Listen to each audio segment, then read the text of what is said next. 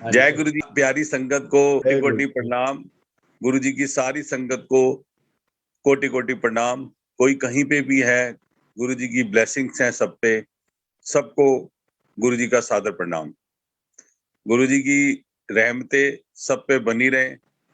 गुरु जी का परिवार जो हमारा जुड़ा है, गुरु जी के हम दर पे आए, किस दुख के वजह की से हमें पता चला गुरु जी का, और कैसे हमारी गुरु जी के साथ जर्नी शुरू हुई, वो हम अपने सत्संग के रूप में बताएंगे। कैसे गुरु जी से हम जुड़े और कैसे गुरु जी की रहमतें हम पे बरस रही हैं, जिनका हम शब्दों में जितना भी शुक्राना करना चाहें कम है। तो मेरी पहले गुरु जी से जर्नी जो स्टार्ट हुई, मेरा 2004 में मेजर एक्सीडेंट हुआ, मल्टीपल फ्रैक्चर हो गए। I was admitted in AIIMS for 40 days. और उसके बाद 3 सर्जरियां होने के बाद, जब घर पे फिजियोथेरेपी चल रही थी, 2004 की बात है, जुलाई में मेरी सर्जरी हुई। और उसके बाद मैं डिस्चार्ज होके अगस्त से घर आया। जैसे कि कोई कष्ट आते हैं, कोई ना कोई पता चलता है कि किसके पास जाना चाहिए, कौन से और फिजियोथेरेपी या कौन सा ऐसा ट्रीटमेंट करना चाहिए जिससे कि जो हमारी प्रॉब्लम आई है वो उसका एक अच्छा सोल्यूशन निकले, और उसको हमारे को ऐसा लगे कि हमारे पे ईश्वरी कृपा आशीर्वाद मिल के हम ठीक हो सके। तो गुरुजी के बारे में मुझे फरवरी 2005 में पता चला। और एक आंटी जिन्होंने मुझे, हमारी कॉलोनी, मैं साकेत रहता हूँ और मेरी कॉलोनी में आंटी रहती हैं, उन्होंने मुझे फोन करके पूछा कि बेटे ये काम है, आप कर दोगे? तो मैंने आंटी से कहा कि आंटी मैं अभी फिजियोथेरेपी कर रहा हूँ और मेरा एक्सीडेंट, ऐसे ऐसे एक्सीडेंट हो गया है, मल्टीपल फ्रैक्चर्स हो गए हैं, तो मैं इतना कैपेबल नहीं हूँ कि मैं फिजिकली कहीं जा सकूं, बट मैं ड्राइव कर लेता हूँ आंटी, और सब चीजें ठीक है।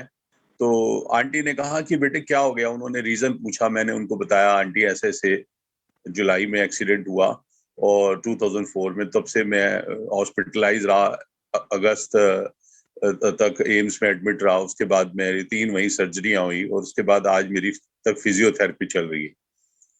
तो आंटी ने कहा गुरुजी हैं जो आप साकेत के पास, ये 7-8 किलोमीटर के डिस्टेंस में रहते हैं, तो उनके पास जाओ और ब्लेसिंग्स ले। तो मैंने कहा आंटी उनके पास जाने में क्या चीजें लेके जानी है, क्या प्रसाद, क्या चढ़ावा? उन्होंने कहा कि इनके पास कुछ पैसा, कोई चढ़ावा नहीं, सिर्फ दिल की श्रद्धा, और सच्चे दिल से जो मांग के जाएगा वो तेरी जो अंदर की इच्छा है, जो तकलीफें हैं, सब जानते हैं गुरु जी, सब पूरा करेंगे। मैंने हैरानी इस बात की हुई कि कलयुग में जो इस तरह की चीजें चल रही हैं, और समझ ही नहीं आ रहा कि दुनिया में क्या क्या चीजें कैसे कैसे हो रही हैं, बट एक विश्वास मन में आया कि नहीं, मुझे जाना चाहिए।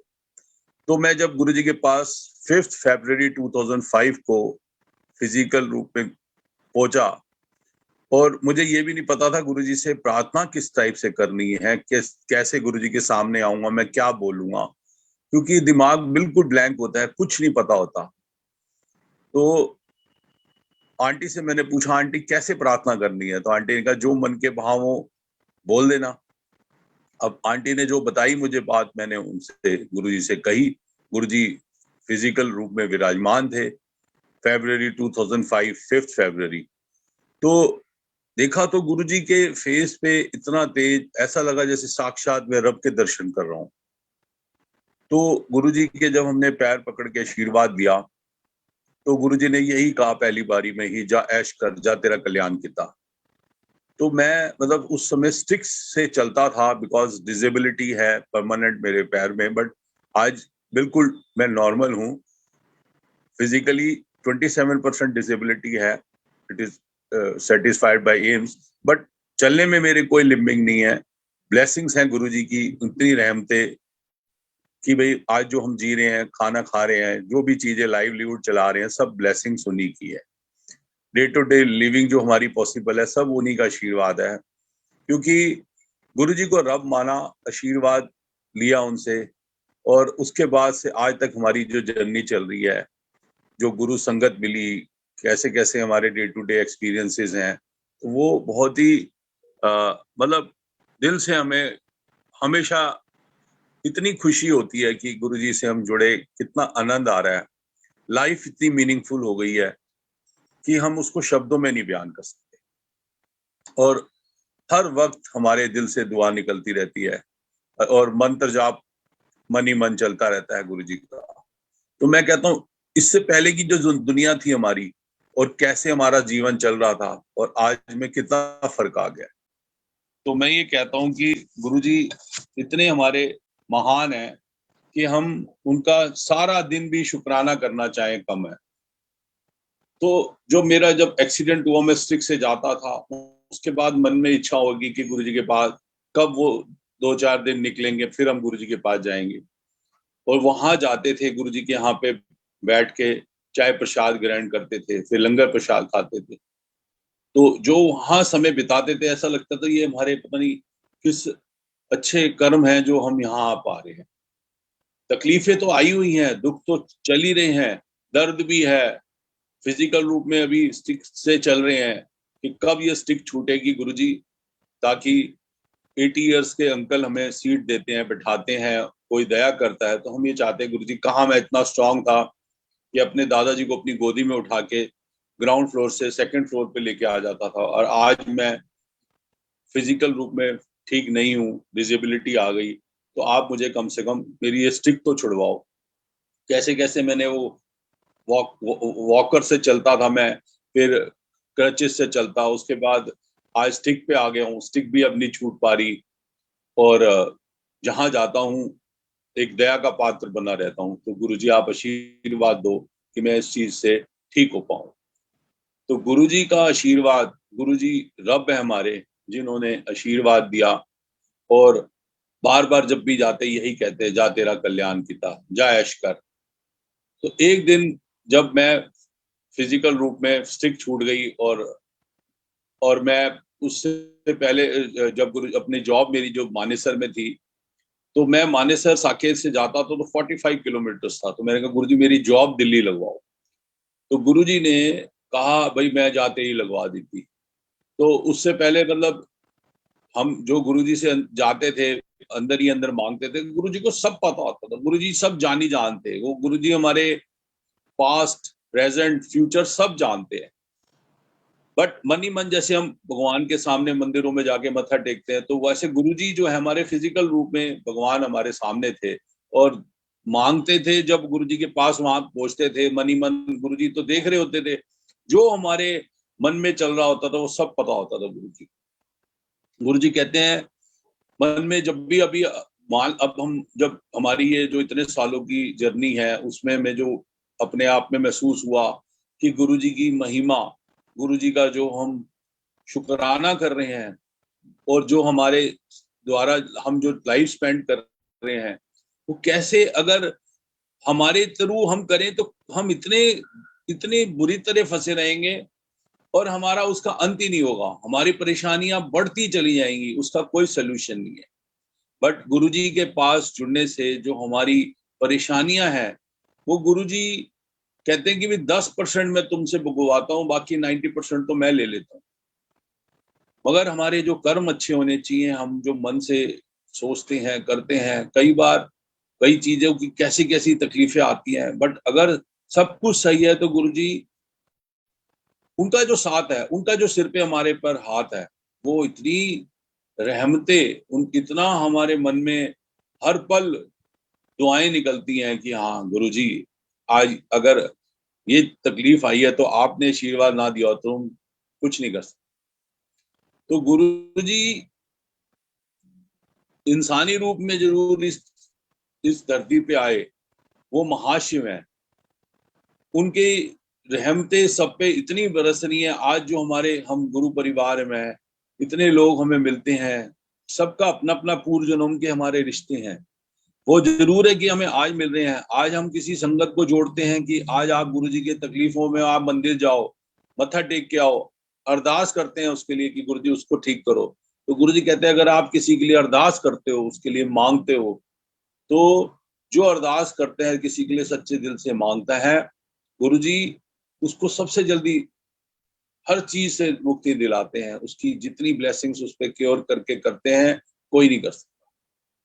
सिर्फ गुरु जी का मन में ख्याल रहते हैं, मंत्र जाप मन ही मन चलता रहता है। और इतना शांति, इतना सुकून हमने पहले जिंदगी में नहीं महसूस किया। हमने बड़े पाठ किए, बड़ी सारी चीजें की, दर दर भटके हम, कभी कहाँ जा रहे हैं, कभी बद्रीनाथ जा रहे हैं, कभी वैष्णो देवी जा रहे हैं, कभी कहीं गए, कोई बुराई नहीं है, सब जगह गए। बट गुरुजी ने यह एहसास दिला दिया, भाई वो भी यात्रा थी और ये भी तेरी यात्रा है। तो जब गुरुजी के यहाँ कहते हैं 12 ज्योतिर्लिंगों की इस जगह शक्ति है, तो हम इस चीज को मान चुके हैं कि इससे बढ़कर कोई धर्म, गुरु जी का जो बड़ा मंदिर है जो छतरपुर में है, उसके बढ़कर कोई शक्ति नहीं है।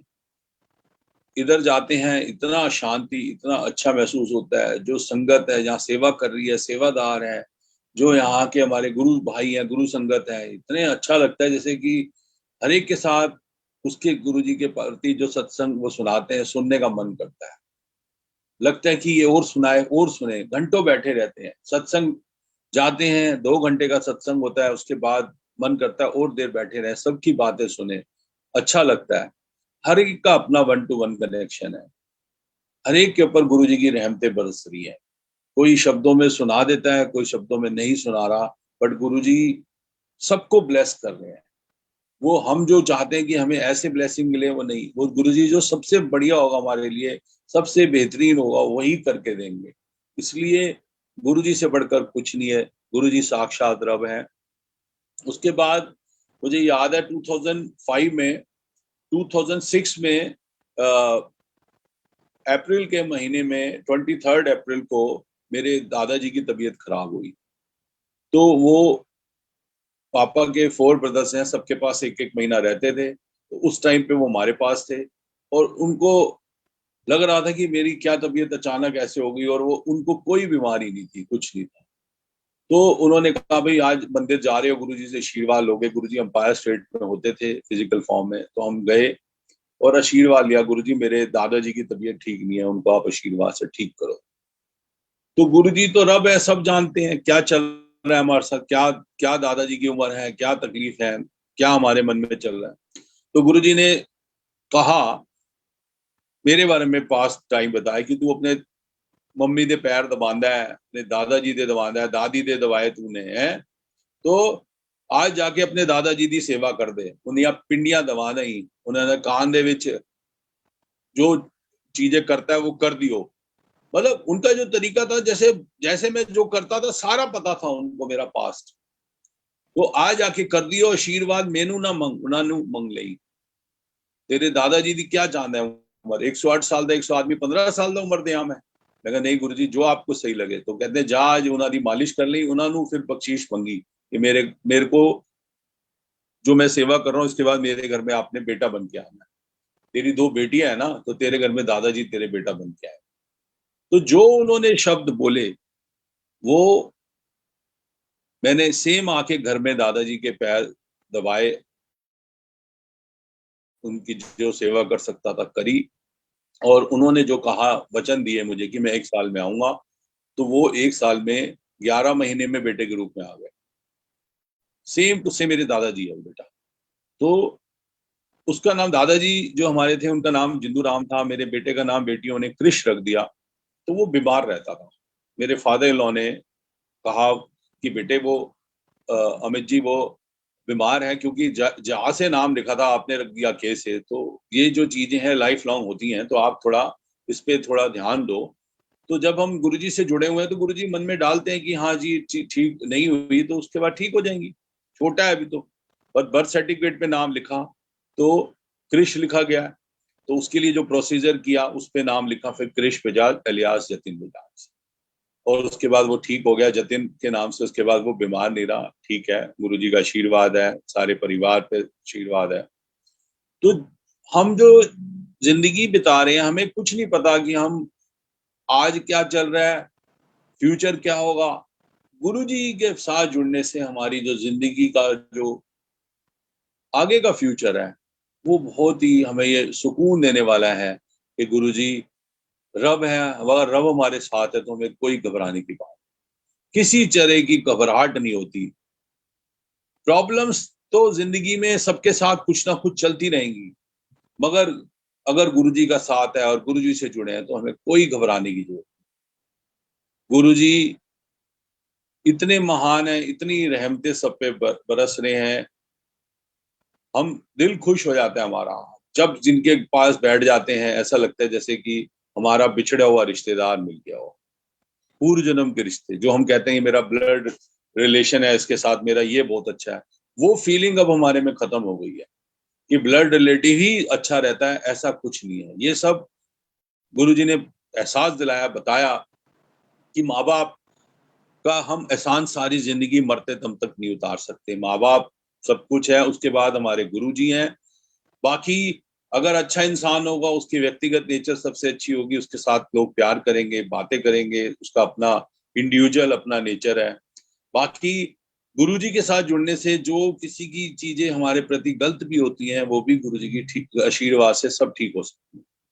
क्योंकि लोग कोई भी हो, एक मिनट में कोई किसी से प्यार करता है, एक मिनट में चिढ़ जाता है, नाराज हो जाता है, तो कुछ पता नहीं चलता कैसे हम जीवन में आए, कैसे अभी तक जीवन चल रहा है, क्या क्या चीजें जिंदगी में हुई, कभी हमें याद नहीं रहती। बट अब कल का ही बात है, मैं कल सत्संग में बैठा था, 5 से 7 सत्संग था, और दिन में भी हमारे परिवार में सत्संग था 12 से 2।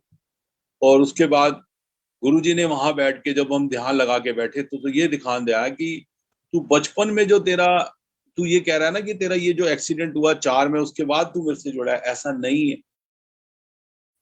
5 में जुड़ा नहीं है तू मेरे, मैं तेरे से कितने जन्मों से जुड़ा हूं, मगर फिजिकल फॉर्म में गुरुजी अभी मिले 2005 में। मगर जब बचपन में जब तेरा चोट लगी तेरे मुंह पे, तेरे पूरे 36 स्टिचेस फेस पे लगे, तो वो बचाने वाला भी मैं था, मगर उस समय मैंने तेरे को फिजिकल फॉर्म में दर्शन नहीं दिए। तो ये देखो गुरुजी कितने महान हैं। ये बताया कि ना तो वहां पापा हमारे आर्मी में थे, पोस्टेड थे, भूटान में थे, और वहां ना कोई हॉस्पिटल था, ना कोई डॉक्टर अवेलेबल था। एक 1.5 मंथ्स का, 1.5 ईयर्स का चाइल्ड जिसको बोतल लग गई और पूरा मुंह फट गया, बचने की कोई उम्मीद नहीं, इतना इतना ब्लड, इतनी ज्यादा ब्लीडिंग हुई। और उसके बाद फादर ने उठाया गोदी में, उसके बाद एक कंपाउंडर ने कहा, सर मैं आपके बेटे की सर्जरी कर दूं। तो पापा के पास कोई चारा नहीं था, उन्होंने कहा भाई कर दे, इसको बचा ले, भाई I am the only son, और उसके बाद एक बेटा है, और उसके बाद वही चला गया तो कैसे रहेगा। बाप को बहुत दुख हुआ, सारे दुखी हो गए, क्योंकि जो छोटे को बच्चे को सारे गोदी में उठाते थे, वहां प्यार करते थे, और उसके बाद वही बच्चे को आज कष्ट आ जाए। तो बट गुरुजी का आशीर्वाद था, तो उस टाइम पे भी गुरुजी ने कहा कि मैंने तेरे को लाइफ दी। मतलब आप ये देखो कि ना डॉक्टर, ना मेडिकल हॉस्पिटल वहां अवेलेबल, ना फैसिलिटीज, कुछ नहीं, और कंपाउंडर, क्योंकि और कोई चारा ही नहीं है, उसने कहा कि सर मुझे ये आता है, इसके स्टिचेस लगाने में लगा देता हूँ। बताइए, उसने स्टिचेस लगाए और मेरी लाइफ सेव करी। तो आज जो हम जी रहे हैं, आज हम शुक्राना जो कर रहे हैं, वो गुरुजी ने अगर हमें लाइफ ना सेव की होती तो हम कहाँ से इस एज तक पहुंचते। तो हर पल शुक्राना उनका, मालिक का, गुरुजी का, कि उनकी रहमतों से हम अपनी जीवन अपना चला रहे हैं, day to day livelihood spend कर रहे हैं। उनकी एक दिन भी, एक सेकंड भी हमारे पे नाराजगी हो जाए तो हम कुछ नहीं कर सकते। दुनिया ऐसे आपको परेशान कर देगी कि आप समझ नहीं पाओगे क्या। बहुत कम होता है जो कोई सच्चा प्यार जितना गुरुजी हमसे करते हैं और हम उनसे करते हैं, ऐसा प्यार जो माँ बाप के साथ होता है बच्चे का, माँ बाप का बच्चे से, ऐसा प्यार कोई नहीं कर सकता रब के अलावा। ये हमारे गुरुजी रब हैं। ऐसे ही हमारी जिंदगी में और गुरुजी के प्रति जो सत्संग है, कि वो गुरुजी ने बेटा ब्लेस किया, उसके बाद मैं फिजिकल फॉर्म में जब गुरुजी के पास अपना हम जाते हैं कि गुरुजी स्टिक छुड़वा दो, तो गुरुजी ने स्टिक भी छुड़वा दी। उसके बाद दिल्ली में जॉब लगवा दी, और जॉब जो थी वो 24 मई 2007 को HDFC में लगाई, और मेरी ब्रांच भी बड़ी दूर, दिलशाद गार्डन, बड़ी दूर थी साकेत से। तो मैंने कहा गुरुजी, मैं मानेसर जाता हूँ तो 1 घंटे में पहुंच जाता हूँ, यहाँ तो जाने में 1.5 घंटा लगता है, 2 घंटे। तो गुरुजी ने कहा कोई गल नहीं, तू ज्वाइन कर। जो मन में विचार डाल रहे गुरुजी, 24 मई 2007 को ज्वाइन किया मैंने HDFC। उसके बाद 31 मई को गुरुजी 2007 को गुरुजी चोला छोड़े। तो मैं ये देख के हमें बहुत दुख हुआ कि गुरुजी ने कैसे ये चीजें होगी, बट हमें बाद में ये लगा कि गुरुजी आज फिजिकल फॉर्म में नहीं है, बट गुरुजी ओमनी प्रेजेंट है, हर जगह है गुरुजी। आप सच्चे दिल से याद करो, कोई भी याद करे दिल से, उसकी गुरुजी सुनते हैं। गुरुजी के साथ 1-to-1 कनेक्शन होना चाहिए, कोई बीच में मीडिएटर नहीं होना चाहिए कि भाई आप मेरी बात करो आपको। हाँ, गुरु संगत में हम अरदास करवाते हैं, किसी के लिए मांगते हैं, तो गुरुजी उसकी सुनते हैं कि आपने अपने लिए मांग रहे थे, आज दूसरों के लिए मांगे, तो गुरुजी ज्यादा पसंद करते हैं। क्योंकि हम निर्मल भाव से कोई चीज किसी के लिए कर रहे हैं, तो गुरुजी इस चीज को जानी जान है, गुरुजी सब समझते हैं, दिल की बातें अंदर तक जाते हैं, रूह तक हमारे चले जाते हैं गुरुजी। तो गुरुजी से हम कोई बात झूठ नहीं बोल सकते। इतना प्यार, इतनी ममता जितनी गुरुजी दे रहे हैं, और ये जो सत्संग है इसकी महिमा, मैं कहता हूँ जो सत्संग करा रहे हैं, जो कोई सत्संग में अपनी सेवा दे रहे हैं, उन सबका शुक्राना। कितनी रहमतें सारे परिवार ने, हमारा जो रिश्ते नाते, खून का कोई रिश्ता नहीं, उसके बाद भी इतना आनंद, इतनी मोहब्बत, इतना प्रेम, वो हम शब्दों में नहीं बयान कर सकते। तो गुरुजी इतने हमारे महान है कि, और जैसे हुआ हमारे साथ बहुत कुछ हुआ, जैसे हम गुरुजी के पास जाने लगे, हमारी जर्नी चलती रही। उसके बाद मन में इच्छा हुई कि गुरुजी नजदीक ट्रांसफर करा दो, तो मेरा बॉस वहां पे साकेत सिटी वॉक में, जो मेरे से सीनियर थे और मेरी ब्रांच में भी देखा उन्होंने कहा मैं तेरी ट्रांसफर यहीं करा दूं। तो मैं बड़ा खुश हुआ कि इतनी दूर जाता हूँ, ये बॉस ने कहा कि यहाँ ट्रांसफर, में कहा सर बिल्कुल करा दो। तो मैंने अंदर से गुरुजी से अरदास की, गुरुजी इस बॉस के साथ मुझे काम करने को मिले तो बहुत अच्छा रहेगा। तो थोड़े दिन में क्या हुआ, मेरे सर की ट्रांसफर हमारी दिलशाद गार्डन ब्रांच में हो गई। और वो कहते हैं अमित, मैं मालवीय नगर रहता था और तू साकेत है, बट तेरी पता नहीं किससे क्या अप्रोच है, तेरी तो ट्रांसफर मैं यहाँ नहीं करा सका, तूने मेरी ट्रांसफर वहीं करा दी। मैं कहा मैंने तो सिर्फ अंदर से ये सोचा गुरुजी, मैंने तो मांगा था कि इस सर के साथ मुझे काम करने को मिलेगा, तो थोड़ा सुकून रहेगा, कुछ ना कुछ हम जो अपने डे टू डे लिविंग बताते हैं उसमें आनंद आता है और अच्छा लगेगा। नहीं तो लाइफ में इतना स्ट्रेस हो, इतना सब कुछ, उसके बाद लगेगा कि ये कैसे हम अपना लाइवलीहुड चला रहे हैं। तो गुरुजी ने सब कुछ सुनते हैं सबकी। फिर उसके बाद बॉस ने कहा कि आप तू साकेत से ही ऑपरेट करा कर, महीने में 1-2 बार आ जाया कर जब मीटिंग हो, नहीं तो तू अपने जो बिजनेस टारगेट करके वहीं लॉग इन करा दिया कर केस। तो आप सोचो ये गुरुजी के अलावा कौन कर सकता है, इतनी फ्लेक्सिबिलिटी, इतनी फैसिलिटीज दी। उसके बाद जो चीज चाहते थे मनी मन चलती रही। गुरुजी ने ऐसा किया कि मेरी वहां की ब्रांच को सीधा ही नजदीक में, जहां मैं SD एरिया में, सदर्न डेवलपमेंट एरिया से बैठ के काम करता था, जब साकेत की ब्रांच बंद हो गई सिटी वॉक की, तो गुरुजी ने वो पूरी ब्रांच को ही वहां पे पहले बीगा जी गामा प्लेस भेजा, फिर उसके बाद SD एरिया में बना के भेज दिया। तो आप सोचो गुरुजी सबके साथ है। गुरुजी ने जब तक जॉब कराई, बड़ी अचीवमेंट्स कराई, बेस्ट मैनेजर के अवार्ड दिलाए, मलेशिया भिजवाया फॉरेन टूर पे, इतनी गुरुजी ने रहमतें बख्शी। उसके बाद देखो गुरुजी से हमने जब कहा कि गुरुजी ये बहुत ज्यादा तकलीफ आ गई है, क्या करना है, गुरुजी कहते हैं जॉब छੱਡ दे। तो मैंने कहा गुरुजी क्या करेंगे, कैसे लाइवलीहुड चलेगी। गुरुजी कहते ये सब चीजें जो होंगी है ना कमान दी, कोई गल नहीं, आज कोई बंदा ये नहीं कि जॉब करता है तो उसी में अर्न करता है। तू अपनी मम्मी दी सेवा कर, पापा दी सेवा कर। तेरे पापा शुरू से अकेले रहे हैं, 30-30 साल फैमिली से दूर रहे हैं, कुछ साल तू अपने पापा के साथ लगाया। तो ये चीजें देख, तेरे को कैसे करना है, तू अपना और तरीका सोच, देख कैसे काम होता है। तो मैंने गुरुजी के आशीर्वाद से अपना इन्वेस्टमेंट्स का काम शुरू किया, ब्लेसिंग्स रही। और उसके बाद थोड़ा टाइम निकला, फिर मेरे एक पुराने दोस्त ने कहा कि यार एक वैकेंसी है रियल एस्टेट्स में, अच्छी पोस्ट है, AGM की ऑफर है, तो तू आ जा। तो मैंने कहा भाई मुझे जॉब नहीं करनी सवेरे से शाम तक, मैं नहीं बनना चाहता। कहता है अच्छे पैकेज पे है, डबल जो HDFC का पैकेज है उससे डबल पैकेज है, और कोई टेंशन नहीं, कोई स्ट्रेस नहीं, तो ऐसा नहीं लगेगा। तो मैंने उसके कहने से जहाँ गया इंटरव्यू देने, तो जब मेरा HR राउंड क्लियर हुआ, तो उसके बाद हमारे सर ने जब इंटरव्यू लिया, तो मेरे मुंह से निकला गुरुजी। तो कहता है कौन से गुरुजी। मैं कहा सर ये हमारे गुरुजी छतरपुर वाले मंदिर। कहते हैं मैं भी इनको मानता हूँ, बट आज तक मैं इनके मंदिर नहीं गया। मैं कहा सर आप कभी भी, आप सर कहाँ रहते हैं। तो कहते हैं मैं प्रीत विहार, विवेक विहार रहता हूँ। और सर हमारे मैनेजिंग डायरेक्टर थे, तो उन्होंने कहा कि मैं तेरे पास आऊंगा, तू मुझे ले चलेगा। मैं कहा सर मेरा सौभाग्य होगा, आप आए और मैं आपके साथ चलूंगा। तो मेरे सर साकेत में आए, उनके बॉडीगार्ड्स भी थे, सब कुछ थे। उसके बाद हम गुरुजी के मंदिर गए और उनको बहुत अच्छा लगा। तो उसके बाद लाइफ चलती रही। उन्होंने मुझे फिर सर ने कहा कि भाई, मैं जब इंटरव्यू लिया तो उन्होंने ये भी बोला मुझसे कि अमित, ये जो मैंने हैरानी की बात थी, जब उन्होंने जॉब के लिए ऑफर दिया तो मेरे को एजीएम की जगह जीएम दे दिया उन्होंने, जनरल मैनेजर सेल्स।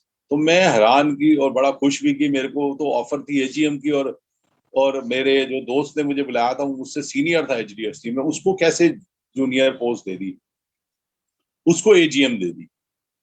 तो मैं बाहर आया तो मैंने उसको कहा, संजय भाई, ये जो चीज है, तू दुख क्या हो गया? कहता है, यार अमित, मैं तेरे को बुलाने वाला था, तुझे एजीएम जीएम दे दिया, मुझे एजीएम। तो मैं इतने में अंदर गया और मैंने सर से कहा, मेरा सर, आप डेजिग्नेशन जीएम की जगह एजीएम कर दी। तो सर ने कहा, देखो मैं हूं सुधार, जो चीज कह देता हूँ अपने वचन से वापस नहीं होता, तो क्या चाहते हो तुम? मैं कहा, सर मेरे जो फ्रेंड ने मुझे बुलाया वो मुझसे सीनियर था एचडीएफसी में, तो कहते तुम्हारे मैंने अवार्ड्स अचीवमेंट देखे, मुझे सही लगा, और जो तुम्हारा फैमिली बैकग्राउंड है सही लगा, तुम्हारा इंटरव्यू लेने से मुझे ये अप्रोप्रिएट लगा, तो मैंने तुम्हें दे दिया वो डेजिग्नेशन। तो मैं कहा, नहीं सर, आप मेरा सैलरी पैकेज भी 10,000 कम कर दो। और ये तो कहते, ये पहले इंसान हो तुम ऐसी बात कर रहे हो। सर का अपनी ग्रेटनेस थी। सर ने कहा, मैंने एवीपी लेना है, तो मैं चलो तुम्हारे फ्रेंड को एवीपी बना दो। उन्होंने, मैंने कहा, सर आप मेरे कहने से ना बनाओ, वो आपको जो सही लगे। कहते नहीं, मैं ठीक है, एक्सपीरियंस है, कोई बात नहीं, मुझे सही लग रहा है, ठीक है, मैंने एवीपी बना देता हूँ उसको। एवीपी बना दिया, उसकी सैलरी पैकेज जो मेरे से था उसको ज्यादा करके दे दिया। तो आप ये देखो क्या ब्लेसिंग्स हैं, कैसे चल रही है जिंदगी। उसके दौरान में जब हम काम कर रहे थे तो गुरुजी ने सब पता है सारा दिन क्या क्या हमारी एक्टिविटीज हैं, कैसे करते हैं, कौन लोग मिलते हैं, कैसे काम हो रहे हैं। तो मेरे सर ने मुझे कहा कि तुझे अमित रायपुर रायगढ़ जाना पड़ेगा और ऐसे ऐसे बात है। तो मैं कहा, सर वो तो मैनेजिंग डायरेक्टर की मीटिंग है, मैं उसमें कैसे जा सकता हूँ? तो सर ने कहा, ठीक है यार, तेरी पर्सनैलिटी, तेरी, तू वो टाई पहन के तू एमडी लगता है, घबरा ना, तू जा, मैं तेरे को कह रहा हूँ। मैं कहा, नहीं सर, मैनेजिंग डायरेक्टर तो आप हो, ठीक है, हमारी भगवान ने फिजिकल फिटनेस दी है, पर्सनैलिटी दी है, क्या हम फिजिकल फॉर्म में तो वैसे नहीं हो सकते, ग्राउंड रियलिटी तो डिफरेंट है। तो सर ने बोला और मैं सर के कहने से रायपुर रायगढ़ गया। मेरे साथ का दोस्त वो भी जनरल मैनेजर था, दोनों गए। और उसके बाद वहां पे उसने मिनिस्टर्स से मिलवाया, सबसे मिलाया। और वहां जाके जो गुरुजी ने ऐसे लोगों से मिलवाया जिनके वो इतने मतलब बेशुमार हस्ती वाले लोग, और ऐसा लगा जैसे कि गुरुजी ने पता नहीं कैसे ये रिश्ते बनवा दिए, कैसे बहाना बनवा के भेज दिया। एक अंकल जो इतने बड़े, कम से कम 10,000 उनकी एकड़ की लैंड होगी, उन्होंने मुझे कहा कि तू मेरा छोटा भाई है। सरदार जी थे, मुझे उनका नाम भी पूरा नहीं पता था। अभी थोड़े दिन पहले जब गुरुजी ने कहा उनसे बात कर, मैंने इतने साल तक बात नहीं की थी, तो उनको हम पम्मी भैया बोलते थे। तो गुरुजी ने बात करवाई उनको, और उन्होंने कहा, भाई तू मेरा छोटा भाई है, कभी भी कोई दिक्कत हो मुझे याद कर लियो। मैं कहा, बहुत अच्छा उन्होंने वेलकम किया, बड़ा वहां पे रहे 2-4 दिन, बड़ा अच्छा लगा। उसके बाद मेरा जो दोस्त लेके गया था उनके नोन थे, तो मैंने इसलिए बात नहीं की उनसे कि भाई उनको ये ना लगे कि मैं उनके थ्रू गया था, कैसे बात। अभी 1-1.5 महीना पहले की बात है, गुरुजी ने कहा, मैं उन्होंने फोन कर और उन्होंने मेरे सत्संग सुना। तो मैं कहा, गुरुजी अब इतने सालों बाद किसी से बात करूं, उसको शायद पसंद भी ना हो, बात भी ना हो, तो कैसे चलेगा? तो गुरुजी ने जो मुझे मन में बोला, मैंने उनसे कहा कि आप भैया, मुझसे, मुझे तो आपका नाम भी नहीं पता। तो उन्होंने कहा, इंद्रपाल। तो मैं कहा, इंद्रपाल भैया देखो, आज आपसे बात हो रही है, तो मैं कहता हूँ आप एक बार गुरुजी के मंदिर आओ, मत्था टेको। तो कहते हैं, अमित मैं एक बार ही छत्तीसगढ़ से आया हूँ, मंदिर मत्था टेक गया हूँ, बट मेरा अपना बिलीव है कि ऐसे ऐसे विश्वास है, तो कोई बात नहीं, अगर मैं नहीं अभी नहीं जा पाया, बट मैं अभी एक बात बताऊं, मेरी यहाँ पे किसी से डीलिंग होने आई है और वहां गुरुजी का स्वरूप लगा हुआ है। तो मुझे नहीं पता गुरुजी ने तेरे से कैसे कॉल कराई है, ये क्या कनेक्शन है। तो आप ये सोचो, हर सेकंड हर टाइम गुरुजी ने एक दूसरे से प्यार मोहब्बत बनाई हुई है। कब किससे मिल रहे हैं, कैसे मिल रहे हैं, सारा गुरुजी ने टाइम टेबल अपने पास। जो हम कहते हैं मैं ये काम कर रहा हूँ, मैं कर रहा हूँ, कोई मैं नहीं है हमारे में, बिल्कुल नहीं है। गुरुजी हैं, ब्लेसिंग दे रहे हैं, कर मैं फिजिकल रूप में कर रहा हूँ, बट कोई नहीं है, गुरुजी ही करा रहे हैं। गुरुजी की अगर आशीर्वाद हो तो हम अपने घर से बाहर नहीं निकल सकते। गुरु जी के आशीर्वाद ना हो तो कोई काम, एक छोटा सा भी काम ना हो पाए। तो आशीर्वाद से ही जो हमारे बिगड़े हुए काम संवरते हैं, सबको सद्बुद्धि देते हैं गुरु जी, बिगड़ी हुई चीजों को संवारते हैं। घर, रिश्ते, नाते सब गुरु जी ने जुड़वाए हुए हैं। इतना आशीर्वाद उनका, सारा दिन हम गुणगान करें उनके, उनको हम सिमरन करते रहते हैं। कितना शांति, ऐसा लगता है जैसे हम इस युग में, कलयुग में जी के हम सतयुग पहुंच जाते हैं। जब हम सत्संग जाते हैं किसी के, तो हमें ऐसा लगता है जैसे सतयुग में पहुंच गए।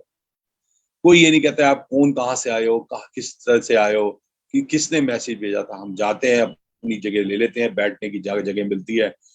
जो जल प्रसाद आता है, चाय प्रसाद आता है, ग्रहण करते हैं। समोसा प्रसाद आता है, ग्रहण करते हैं। उसके बाद लंगर प्रसाद आता है, ग्रहण करते हैं। वही हमारे पूरी बॉडी की क्लीनिंग हो जाती है, सारे शरीर के अंगों को ब्लेसिंग्स मिल जाती है। इतनी गुरु जी के लंगर प्रसाद की जो हम कहते हैं ना महिमा है, वो हम बयान नहीं कर सकते। पता नहीं कैसे हमारी इतनी तकलीफों के बाद भी हम ठीक ठाक रहते हैं। नहीं तो पता नहीं, हम मेडिकल साइंस में भी डॉक्टर हैरान होते हैं कि ये तकलीफ है, मुझे नहीं लगता कि तू फिजिकल फॉर्म से कैसे चल के आया, इस समय तू कोमा में होता, और कैसे तू ये जिंदगी जो है मतलब चला रहा है। तो ये तेरी गुरु जी की ब्लेसिंग्स हैं। तो मैं ये कह रहा हूं कि गुरु जी की सच में सब पे रहमतें बरस रही हैं। उसके बाद जो हम गुरु जी के पास सत्संग जाते रहे, जिंदगी हमारी चलती रही। लाइव में हमने किसी को कहा कि आप गुरु जी से जुड़े, तकलीफ आई है, तो वो लोग जब अपने बारे में बताते हैं तो हमें सत्संग अच्छा लगता है। तो जैसे कि मैं सत्संग में जब जाना शुरू हुआ वो 2010 में, उस समय मेरी बीगा जी गामा प्लेस में ट्रांसफर हुई थी एचडीएफसी की, और मैं वहां से मन में आया कि आज सत्संग जाऊं गुरु जी। बट मैंने आर्मी में इन्वेस्टमेंट की अपनी प्लानिंग करने के लिए प्रेजेंटेशन देने जाना था आर्मी कैंप कानपुर में।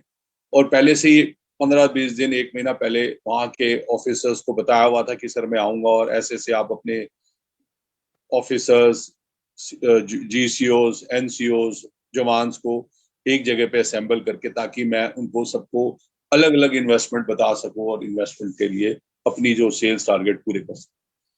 तो जब मैं वहां पहुंचा तो वहां के ऑफिसर ने कहा कि सर आज हमने आपका अरेंजमेंट नहीं कर पाए। ठीक है, हमने आपसे प्रॉमिस किया था, हमारे कमांडिंग ऑफिसर आ गए, हमने अपने सर के लिए सब कुछ किया, तो आपका वो प्रोग्राम नहीं हो पाया। तो अंदर से मैं बहुत खुश हुआ कि आज मेरे मन में था कि गुरु जी के सत्संग जाना है। तो मेरी जो सत्संग की जर्नी स्टार्ट हुई वो 13th date of the month 2010 से, वो जून था। और उसके बाद मैं वहां पे गया, वो आंटी का सत्संग 13 तारीख को होती है, छाबड़ा आंटी, उनके घर 4 से 6 का सत्संग होता था। तो मैं 4 से 6 के सत्संग में गया। उसके बाद जो आनंद मुझे मिला वहां पे बैठ के ध्यान लगाया, ऐसा लगा जो सत्संग में ध्यान लगा के आनंद मिलता है। उसके बाद हम लंगर प्रसाद खाते हैं, और वह लोग जो सत्संग लोग अलग अलग जब सबके अपनी एक्सपीरियंसेस सुनाते हैं, तो बड़ा आनंद आता। वो सत्संग की जर्नी स्टार्ट हुई। उसके बाद वहां पे और हमारे गुरु संगत थी, उन्होंने अपने सत्संग का बताया कि हमारे यहाँ भी सत्संग है, आप आना। तो हमारे को उसके बारे में पता चला, और हमारे जो पता नहीं कैसे गुरु जी रिश्ते नाते जोड़ के कर देते हैं। तो मैं और मेरे फादर, वो मैं उनके बगैर अकेला नहीं जाता था, मोस्टली जाता था तो उनके साथ, उनको भी अच्छा लगता था सत्संग में, गुरु जी के साथ सत्संग में जाके मुझे भी अच्छा लगता। मेरी पूरी कोशिश रहती थी कि पापा को साथ सत्संग लेके जाना है, और उनका भी दिल लगा रहता है। और ध्यान लगा के जो शांति का सुकून में मिलता है वो कोई कहीं और नहीं मिल सकता। उसके बाद हम सत्संग जाने लगे, बहुत सत्संग गए, जिसने गुरु जी ने जहां बुलवाना होगा, इवन ग्रेटर नोएडा बुलाना है, कभी किसी दिल्ली के कोने में बुलाना है, गुड़गांव बुलाना है, वो हम जाने लगे। तो नारंग अंकल जो गुड़गांव रहते हैं, उन्होंने हमें बताया कि डॉक्टर के पॉल अंकल के यहाँ सत्संग है संडे को, तो तुम आओ। तो मैंने कहा अंकल जरूर है। तो हमने कहा अंकल फादर इन लॉ है हमारे, वो भी आना चाहिए। हाँ ले आओ।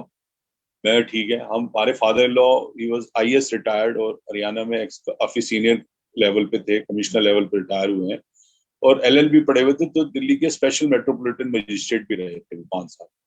तो वो आर्य समाज में लीगल एडवाइस देने जाते थे फ्री की, कि कोई किसी को भी कोई प्रॉब्लम है मैं उसको गाइड कर सकूं, किसी की हेल्प कर सकूं, असिस्टेंस दे सकूं, और मेरा जिससे कि सोशल लिविंग में मेरी सही रहती है और सबको एक निस्वार्थ भाव से सेवा मिल जाती है। वो कहते हैं जब मैं आईएएस होके भी मैंने कुछ किसी चीजों में मैंने करप्शन में इन्वॉल्व नहीं रहा, मैं कुछ भी रहा, ऑनेस्ट वे से जिंदगी निभाई है।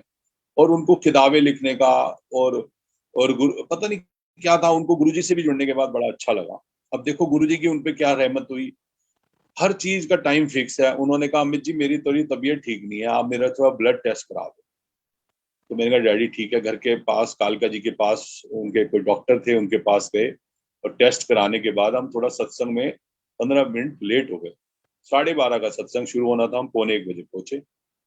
और वहां पे सत्संग के दौरान में लंगर प्रसाद के कर रहे थे तो उनको हार्ट अटैक आया और उनकी डेथ हुई। वहां पे 3-4 डॉक्टर उस समय थे, सत्संग में आए हुए थे।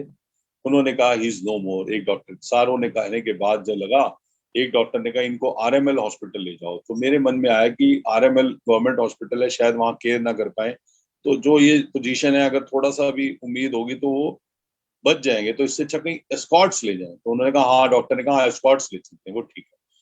तो मुझे नहीं पता कौन कैसे हेल्प कर रहे हैं, डॉक्टर के पॉल अंकल के वहां पे जो अंकल पुलिस में थे, हमें नहीं पता था, वो हमारी गाड़ी को ड्राइव करके स्कॉट ले गए। और इतनी तेज गाड़ी चलाई उन्होंने, हमें डर रहे थे कि कहीं हमारा कहीं छोटा मोटा एक्सीडेंट ना हो जाए, क्योंकि बहुत तेज लेके गए वो। और वो मना भी नहीं कर सके, क्योंकि अगर थोड़ा सा बचने की उम्मीद होगी तो वो भी खत्म हो जाएगी। तो जब इमरजेंसी के बाहर बैठे थे और उन्होंने हमें अपना सत्संग सुनाया कि आपको पता है ये कौन थे जिनके घर आप सत्संग गए थे। मैंने कहा अंकल हमारे को कुछ नहीं पता, हमारे को तो हमारे गुरु जी की संगत में अंकल है नारंग अंकल, उन्होंने बुलाया था। हम अंकल के साथ 2-3 पहले भी कई सत्संग में उनके घर भी जा चुके हैं, और आज सत्संग में बुलाया तो यहाँ गए। तो हमारा गुरु परिवार है, हमें बहुत प्राउड फीलिंग आती है कि सत्संग में बुला लिया, ध्यान लग गया, बैठ गए, कुछ सत्संग सुन लिए, और मौका मिला तो हमने सत्संग सुना भी दिए। तो ये अच्छा लगता है, ये परिवार है इतना अच्छा। तो उन्होंने फिर सब बताया कि भाई मैं पुलिस में जॉब लगी मेरी, गुरुजी ने मुझे ही हेड कांस्टेबल लगाया। और मैं तो इतना गुस्से वाला इंसान होता था, जलंधर में जब गुरुजी के मंदिर के वहां से जा रहा था तो हर एक से लड़ता था, अपने माँ बाप से, दोस्तों से, सब। मेरा बहुत गुस्से वाला नेचर था। और उसके बाद वो मेरा नेचर गुरुजी ने ट्रांसफॉर्म किया, मेरे स्वभाव में पोलाइटनेस आ गई, हम्बलनेस आ गई, और मेरी गुरुजी ने कहा भाई तू जॉब कर, पुलिस में अप्लाई कर। और मैं पता नहीं कैसे उनकी सेवा में 15 दिन लगा रहा। उसके बाद मैंने अप्लाई किया, मैं हेड कांस्टेबल बन गया, आज मैं इंस्पेक्टर हूँ। तो सर जिनके पास आप सत्संग गए थे, ये पहले दिल्ली पुलिस कमिश्नर थे, 3.5-4 साल ये पुलिस कमिश्नर रहे हैं दिल्ली के, और अभी यूपीएससी चेयरमैन है। तो आप उनके घर गए। तो मैंने कहा हमें तो पता नहीं था, हमने सोचा डॉक्टर साहब हैं, शायद एमबीबीएस डॉक्टर होंगे, डॉक्टर लिखते हैं, तो वो पीएचडी की हुई है और इसलिए उनके आगे डॉक्टर है। तो अंकल का भी स्वभाव इतना अच्छा, इतने पोलाइट, इतने हम्बल, इतने काइंड हार्टेड, डॉक्टर के पॉल अंकल, मैं उनका थैंक यू करता हूँ। और हमारा जो परिवार जुड़ा हुआ है इतना अच्छा, हमें बहुत प्राउड फीलिंग आती है। कैसे हम उनके पास गए, वहां पे वो गुरुजी ने 2 घंटे बाद फादर इन लॉ को ठीक कर दिया। और मैं जब पुलिस अंकल को इंस्पेक्टर अंकल को छोड़ने गया पॉल अंकल के यहाँ, तो फिर मैंने अंकल को इन्फॉर्म किया, अंकल वो ठीक हो गए। तो आप ये देखिए कि गुरुजी कैसे, वो तकलीफ आनी थी उस सेकंड आनी थी। घर आने के बाद हम क्लिनिक में भी गए, उनके टेस्ट भी हुए, उसके बाद वो समय था कि सत्संग के दौरान में उनको ये हार्ट अटैक आना था। उसके बाद गुरुजी के ही सेवादार अंकल जो ड्राइवर के रूप में थे वो लेके जाने थे, पॉल अंकल के भी वो ड्राइवर रहे थे। तो आप देखिए कैसे गुरुजी पहुंचा देते हैं, हर सेकंड उन्होंने रखा हुआ है, एक एक सेकंड उनके, अगर कृपा ना हो तो हम कुछ ही नहीं है। कैसे डेड डिक्लेयर कर दिया डॉक्टरों ने, उसके बाद वहां गए इमरजेंसी के बाद, वहां ठीक हो गए। उसके बाद 2012 की बात है ये, फरवरी 2012। उसके बाद आज तक याद है 13 में भी गुरुजी को उसको हमारे फादर इन लॉ को हार्ट अटैक आया। और गुरुजी ने उस समय रात को मंदिर से हम निकल रहे थे तो बोला कि आज हॉस्पिटल जाके होके आओ इनसे। अब मैंने वाइफ को बोला भाई 10:30 का टाइम है, मंदिर से निकले हैं, चलना है हॉस्पिटल स्पॉट्स। तो वाइफ ने कहा वहां पे रात को क्लीनिंग हो रही होती है और कोई अलाउ नहीं करेगा, वहां का गार्ड अलाउ आपको जाने के लिए। मैंने कहा मुझे गुरुजी कह रहे हैं कि जा मिल के आ, और मन में आ रहा है बार बार, मुझे नहीं पता डैडी क्या याद कर रहे हैं, कैसे कर रहे हैं, तो चलते हैं। तो इसने कहा चलो मैं भी चलती हूँ, फिर ये चली गई। और वहां जब हम पहुंचे, गार्ड मना करता है, बट पता नहीं क्या था, वो समय था, गार्ड भी नहीं था, और ना हमने वहां पे शूज के नीचे कपड़े लगाए, और वो उतारने पड़ते थे, वो लगाने पड़ते थे। कैसे हम सीधा ही डैडी के पास चले गए, अपने फादर इन लॉ के पास। वो कह रहे थे कि मैं अभी तुमको दिल से याद कर रहा था। और वहां डॉक्टर भी खड़े हुए थे, कहते हैं आप अच्छा किया आ गए, कि कई बार जो हमारी मेडिकल साइंस में हम जो ट्रीटमेंट देते हैं वो काम नहीं होती, बट किसी को घर के लोग आ जाते हैं तो मॉरल सपोर्ट जो देते हैं उससे बहुत जल्दी रिकवरी आती है। तो अभी इनकी तबीयत बहुत खराब थी, और ये लग रहा था कि हम इनको कौन सी मेडिसिन दे, और आप आ गए हो तो अब ये थोड़ा इज फीलिंग बेटर। तो मैंने गुरुजी का जेब से छोटा सा अपना स्वरूप जो रखा हुआ है, उनका चरणों का भी और गुरुजी का स्वरूप का भी, वो लगाया सर पे, और गुरुजी का मंत्र जाप किया। और वो मंत्र जाप करते ही फादर इन लॉ को बेटर फील होने लगा, और कहने लगे कि आप मेरे साथ 10 मिनट खड़े रहो।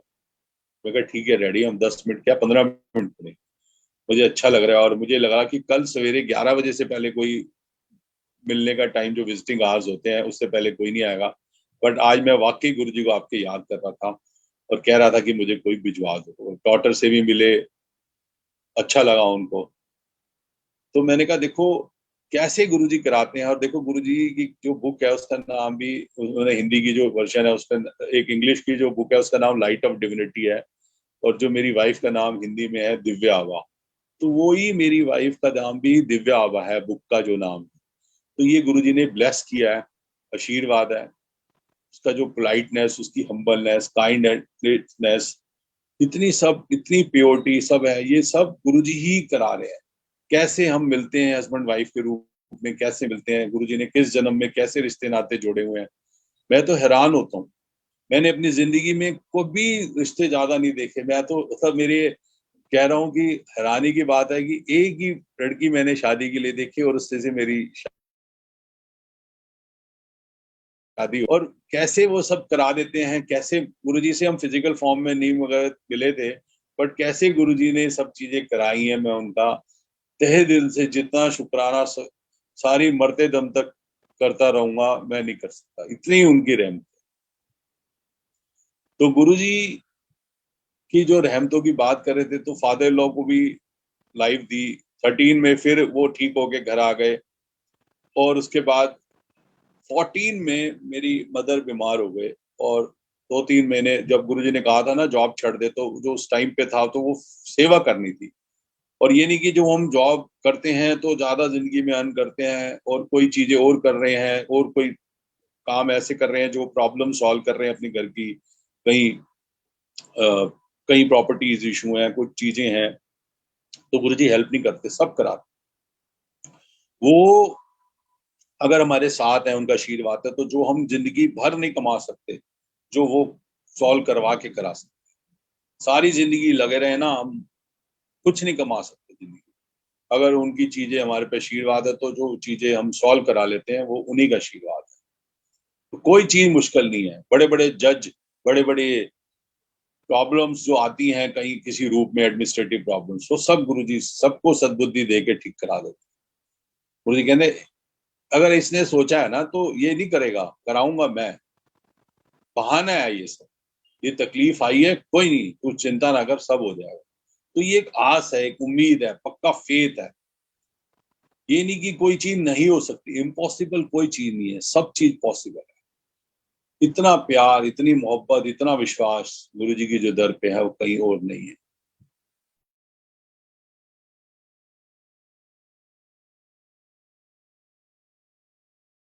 मेरी मदर तबीयत खराब हुई, और वो हॉस्पिटलाइज रही।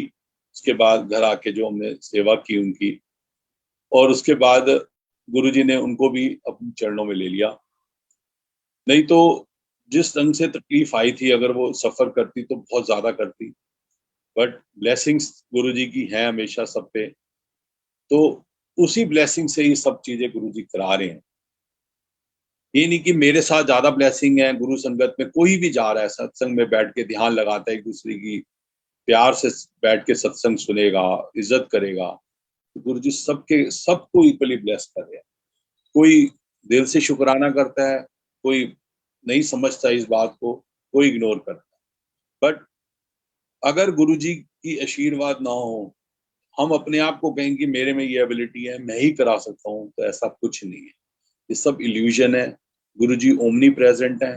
गुरु जी सब चीजें देखते हैं। आज उन्होंने पूरे वर्ल्ड में, पूरे यूनिवर्स में अपनी प्रेजेंस दिखा दी है। अब कोई चीज दूर नहीं है कि इंडिया में गुरु जी फिजिकल फॉर्म दिखाते थे, अपनी ब्लेसिंग्स दिखाते थे और सबको ऊपर रहमतें करते थे, ऐसा नहीं है। गुरु जी सबके मन में है, गुरु जी सबके विचारों में आ रहे हैं और शुक्राना कर रहे हैं। तो ये जो आज मुझे मौका मिला कि गुरु जी के सत्संग सुनाने का, तो ये सब चीजें जो चल रही है, ये जर्नी है हमारी। और जो हम 1-2 घंटे में जो सत्संग सुना के कर लेते हैं, बाकी जो डे टू डे लिविंग में कैसे कैसे हमारा दिन स्पेंड हो रहे हैं, कैसे हमारी लाइफ में और ब्लेसिंग्स हो रही हैं, कैसे किसी की तकलीफ चल रही होती है, हम गुरु जी से कहते हैं गुरु जी इसका भी कल्याण करो, इनके भाई चाइल्ड नहीं है, इनको चाइल्ड के लिए अगर ब्लेसिंग दे सको, तो गुरु जी ने वो भी सुनी। गुरु जी सब चीजें मन की सुनते हैं। ऐसे ही मुझे याद आ रहा है, हमारे पापा जब कमांडर थे 36 के, सिलचर में थे, उनके अंडर 5 स्टेट की रोड्स थी, असम, मेघालय, मणिपुर, मिजोरम, त्रिपुरा। और उस दौरान में कई ऑफिसर्स भी उनके अंडर थे। तो एक अंकल जैसे होते हैं कि हमारे साथ थे, तो उनका बेटे डॉक्टर था, उनका कोई चाइल्ड नहीं था, काफी साल हो गए थे। तो मैंने उनको, भैया को बताया कि आप गुरु जी के पास एक बार मंदिर मत्था टेक के आओ, तो आपको जरूर ब्लेसिंग मिलेगी। तो भैया कहते हैं यार अमित, मैं डॉक्टर हूँ और मुझे कोई मेडिकल प्रॉब्लम है और वो इम्पॉसिबल है, नहीं हो सकता, हमने इसलिए चाइल्ड अडॉप्ट करने की सोच रहे हैं। तो मैंने कहा नहीं भैया, मुझे आज जो है एक अंदर से ड्रीम में आया कि आपके चाइल्ड होगा। तो भैया कहते हैं ऐसा करते हैं, फिर तू अरदास कर ले और मुझे गुरु जी का स्वरूप भेज दे और सीडी भेज दे शब्दों की, मैं सुन लूंगा गुरबानी की जो भी है, ताकि मैं यहीं बैठे अरदास कर देती, मतलब यहीं बैठे गुरु जी को मान। तो मैंने उनको गुरु जी की सीडी भेजी, उन्होंने वहीं गुरु जी का स्वरूप भी सीडी पे लगा था, मत्था टेका, और उनके घर में 1 साल के बाद बेटी ब्लेस हो। तो भैया कहते हैं यार देख, मेरे को तब से फेथ कैसे हुआ, एक्चुअली जो मेरी भांजा था वो साकेत साकेत मैक्स हॉस्पिटल में उसकी ब्रेन ट्यूमर था और वो आया था।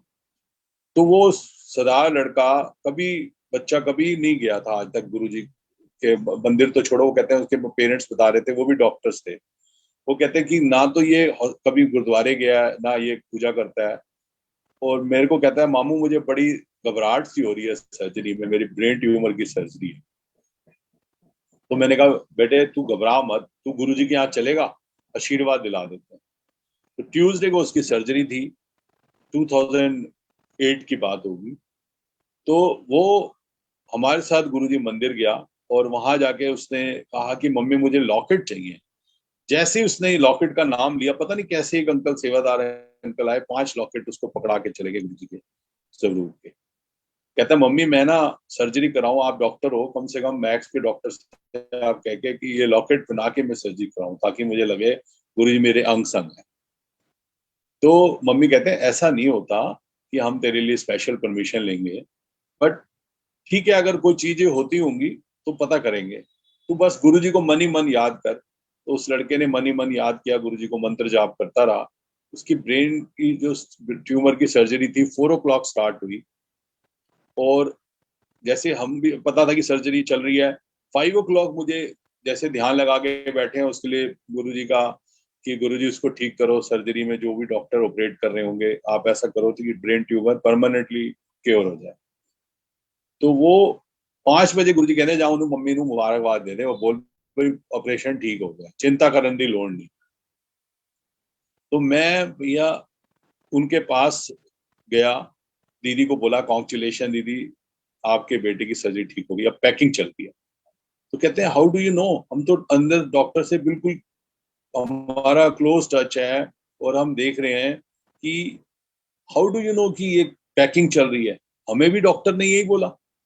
मैं कहा बस हम आपके लिए गुरु जी से ध्यान लगा के बैठे थे, अरदास कर रहे थे मनी मन कि गुरु जी हमें तो कुछ नहीं पता कि ऐसे ये सर्जरी का होता है प्रोसीजर, बट जो डॉक्टर्स हैं वो ऐसा करें बिल्कुल बच्चा ठीक हो जाए, इसका ब्रेन ट्यूमर परमानेंटली क्योर हो जाए।